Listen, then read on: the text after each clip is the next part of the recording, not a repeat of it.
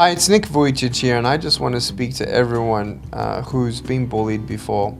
You know, unfortunately, hurt people hurt people. And I asked many teenagers all around the world. I've spoken at about 600 schools worldwide. And I asked them, if no one ever teased you, would you ever think that you would tease someone else? Half of those people said, if no one teased me, Nick, I would not have a reason to tease someone else. So that's half the people. Now, if half the people understand that this is a problem and it's something in culture where, you know, it's unacceptable from here on, you know, I really believe a movement in the next generation can happen. You know, some of us say, well, you know, if someone teases me, well, I just need to toughen up and, you know, not tell anyone. It's okay to admit that you're being bullied. In fact, I encourage you to do that. Maybe, you know, telling a teacher or a friend or a parent doesn't help.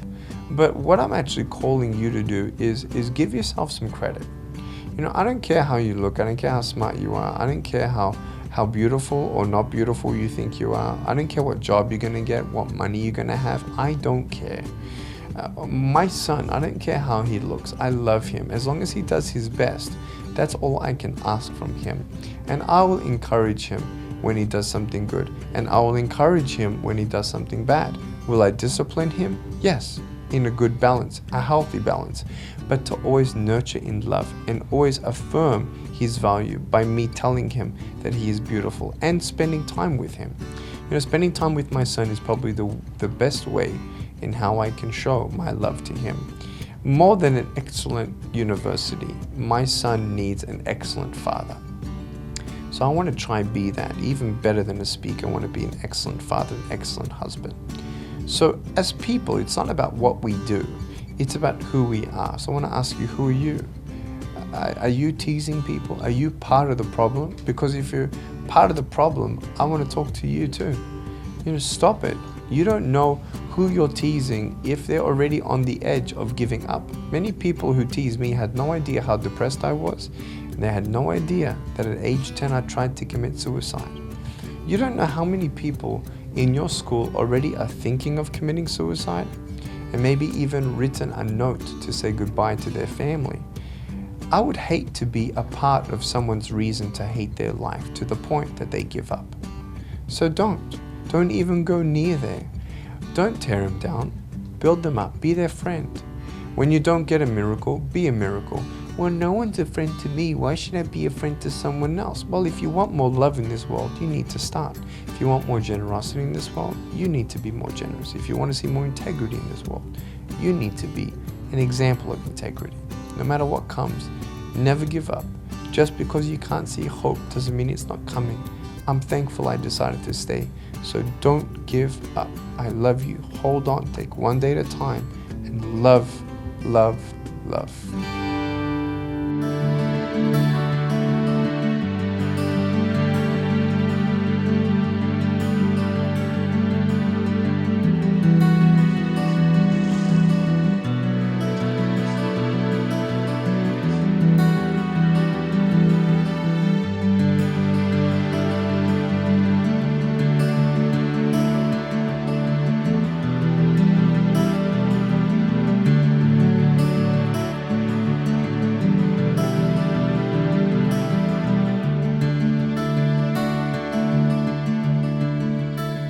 When I was 19, that's when I started becoming a speaker, and one of the biggest inspirations I had, actually I dedicated my first book, Life Without Limits, to him. His name is Philip Toth, and he was 22 when he started losing ability to walk and talk. Then they diagnosed him with Lou Gehrig's disease, ALS, and doctors gave him 3 months to live. He actually lived for 5 years, and I met him 2 years before he died. What this disease does is every muscle and every organ in your body starts to shut down painfully and slowly. And so when I met him, he had not been able to walk, to talk, and his family helped him a lot. But he didn't give up. He didn't feel sorry for himself. He had a laser technology that allowed him to type on the computer.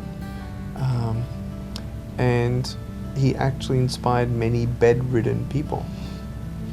And I'm like, wow, if this guy can't walk, can't talk, and he can inspire hundreds of people's lives, man, what am I gonna do? I need to do something. So that's what inspired me. To really inspire the next generation to believe you can change the world, you can't change the world until you change your country. You can't change your country until you make a difference in your city.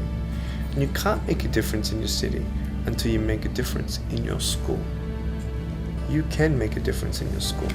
And when you set that smaller goal, it's a big goal, but it's smaller than the world. So when you have a small goal and you accomplish it, and I think it's very much possible, that schools can actually say, hey Nick, the campaign's gone so successful. When anyone teases now, everyone just looks down upon those people and feels even sorry for the bully. And that's when the culture shift changes. If you can have 60% of the students in every school think that way from now on, that's when you've inspired change. Do you think it's possible? Yes. One elementary school headmaster actually wrote to me and said that bullying has stopped for 8 months in the school. Completely. Amazing, no? You know what that says to me? It's possible. Really? Many people don't get out of their depression because they don't think they ever will. If you think you never will get out, then you never will. But don't take that negatively now. Now I want you to know that you will. You will get through. When you're in the valley, you feel like you'll never get out. When you're crying, you feel like you never stop crying. When you feel alone, you'll never feel like you'll ever have a friend. And that's where faith kicks in. You see, fear, F-E-A-R, false evidence appearing real. Faith, F-A-I-T-H, full assurance in the heart. So I have full assurance in the heart of knowing that faith is believing in something I do not see, certain of things hoped for. Did I know that the blessings in my life were always coming? No. But if I never believed that they were coming, then I'd never continue on. So we must continue on. You don't know what tomorrow brings. Take one day at a time. And when you don't get a miracle, you can still be a miracle for someone else. I met a little boy with no arms, no legs 7 years ago. It was the first time I met anybody like me. And that's when I realized, wow, if I had pain in my life for 90 years on earth, with no arms and no legs, and went through my depression and nearly committed suicide, if I went through all that just to encourage one person, it's all worth it.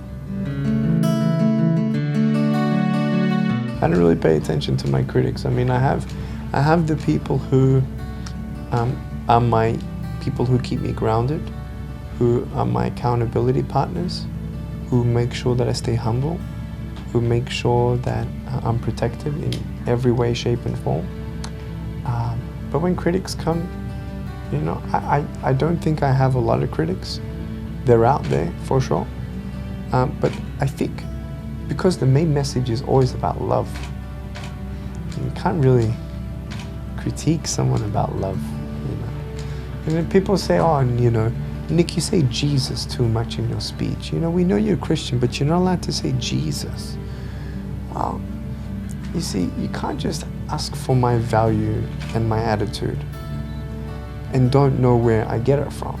You know, if I don't mention Jesus, it's not my full story.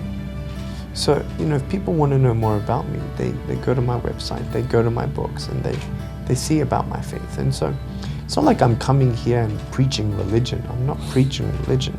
I'm preaching love. And if you want to know where I get my joy from, that's where I get it from.